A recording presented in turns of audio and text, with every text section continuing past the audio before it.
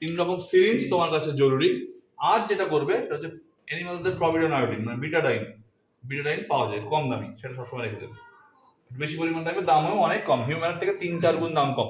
ওর হিউম্যানটা 300 টাকা হলে ভেটেরিনারিটা 100 টাকা। মাঠে লাগানোর দরকার হোক, কোনো জায়গায় ঘা হয়েছে, নাভি পরিষ্কার করার ক্ষেত্রে সবসময় তো লাগবে বিটাডাইন। কি করবে, নাভি পরিষ্কার করার সময় বিটাডাইন এরকম নিয়ে নিলে ওর কি করে, এইটা নাভিটা এরকম আস্তে আস্তে টপ টপ টপ টপ করে দেবে, নাভিতে পুরো পড়ছে, পুরো গোড়া পুরো ভিজিয়ে দেবে, পুরো গোড়া সহ চারিদিকটা ভিজিয়ে দেবে, নাভিতে যেন একদম পুরো বিটাডাইনে ভর্তি থাকে, তাহলে ইনফেকশনটা হবে না। এই এলএসটির ফেটে গেলে ওখানে সে পরিষ্কার করে দেয় একদম।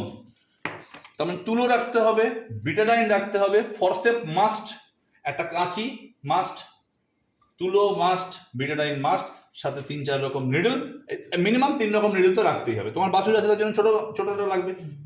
আচ্ছা, বড় গরু 2 রকম আছে। এইটা এবার দেখা যাচ্ছে কি কোনো ডেয়ারি ফার্মার রাখেই না, ওই জন্য কি বলছে প্র্যাকটিশনার দিচ্ছে এই বাছুরকে মারছে। তোমার কি বলা উচিত, দাঁড়াও ভাই আমার কাছে আছে ইয়েলো নিডল, আমার কাছে আছে, এই নাও তোমার ইয়েলো নিডল। এই 2 টাকার জন্য আমার গরুটাকে এত বেশি কষ্ট দিও না। প্রত্যেকবার একটা গরুর জন্য চেঞ্জ করবো, গরুর জন্য চেঞ্জ করা যেতে পারে, বা একটা গরুকে একটা নিডল ইউজ করা যেতে পারে, কিন্তু আমি সবসময় চেঞ্জ করি, আমি চেঞ্জ করি। একটা